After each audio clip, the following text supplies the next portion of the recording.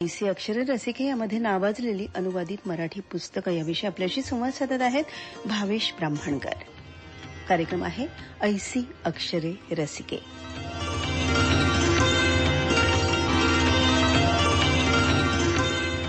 नमस्कार श्रोते हो.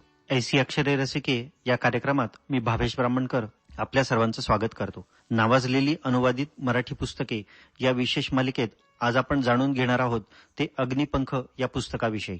भारतरत्न, माजी राष्ट्रपती आणि ज्येष्ठ शास्त्रज्ञ डॉक्टर APJ अब्दुल कलाम यांचे आत्मचरित्र असलेल्या विंग्ज ऑफ फायर या पुस्तकाचा मराठी अनुवाद ज्येष्ठ लेखिका माधुरी शानबाग यांनी केला आहे.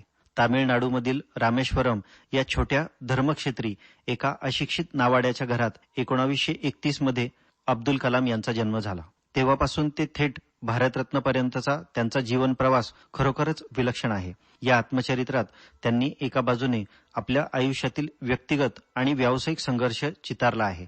अग्नी, आकाश, पृथ्वी, त्रिशूल, नाग या घरोघरी पोहोचलेल्या नावांच्या क्षेपणास्त्रांची जडणघडणही फार सुंदरपणे वाचकांना सांगितलेली आहे.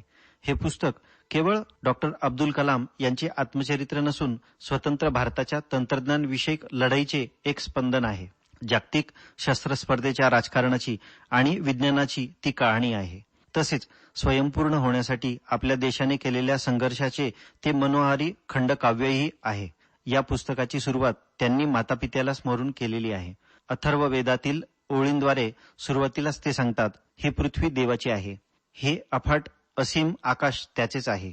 दोन्ही अफाट अमर्याद समुद्र त्याच्याच हृदयात शांत होतात आणि तरीही लहानशा तळ्यात तो असतो. अब्दुल कलाम एक महान अद्भुत व्यक्तिमत्व होते. विज्ञान क्षेत्रात आणि राजकीय क्षेत्रात प्रावीण्य गाजवणारे कलाम हे खूप संवेदनशील आणि साधे व्यक्ती म्हणूनही ख्यात आहेत. कलाम हे राष्ट्रपती, वैज्ञानिक आणि इंजिनियर सुद्धा होते.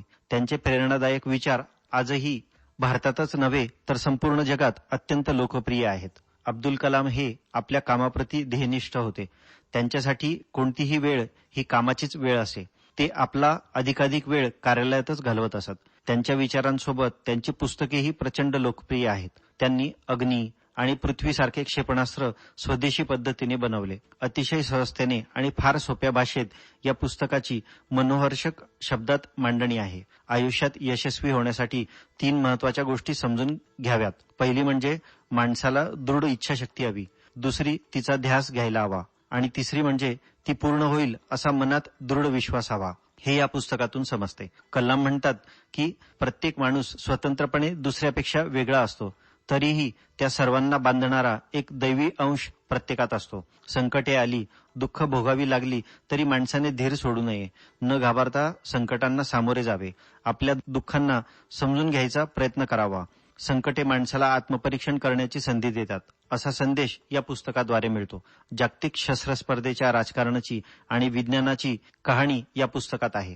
अग्निपंख हे एक फार प्रेरणादायी पुस्तक आहे, ज्यातून आजची युवा पिढी ही कलाम यांच्यासारखी देशसेवा करण्याचा आदर्श घेऊ शकते. तसेच या पुस्तकात लिहिलेली भाषा ही अगदी साधी आहे आणि वैज्ञानिक गोष्टी देखील अगदी साध्या पद्धतीत मांडलेल्या आहेत. त्यामुळे वाचकांना हे आत्मचरित्र वाचताना कधीही कंटाळा येत नाही. हे आत्मचरित्र कलाम यांच्या वाचनावरील प्रेमावर प्रकाश टाकते. त्यांचे वाचन किती अफाट आहे याची जाणीव आपल्याला करून देते. हे काही कोणते सामान्य आत्मचरित्र नाही, कारण भारतात वैज्ञानिक उत्क्रांती घडवून आणणाऱ्या महामानवाची ही यशोगाथा आहे. अग्निपंख हे पुस्तक तुम्ही अद्याप वाचले नसेल तर नक्की वाचा आणि अप्रतिम अशा साहित्याचा आनंद घ्या. मराठी साहित्यात नावाजलेल्या अनुवादित पुस्तकांविषयीची माहिती आपण या विशेष मालिकेत घेत आहोत. तेव्हा उद्या पुन्हा भेटूया याच वेळी ऐसी अक्षरे रसिके या कार्यक्रमात. तोपर्यंत मी भावेश ब्राह्मणकर आपल्या सर्वांचा निरोप घेतो. नमस्कार. श्रोते, ऐसी अक्षरे रसिके हा कार्यक्रम आत्ताच आपण ऐकला आकाशवाणीच्या नाशिक केंद्रावरून.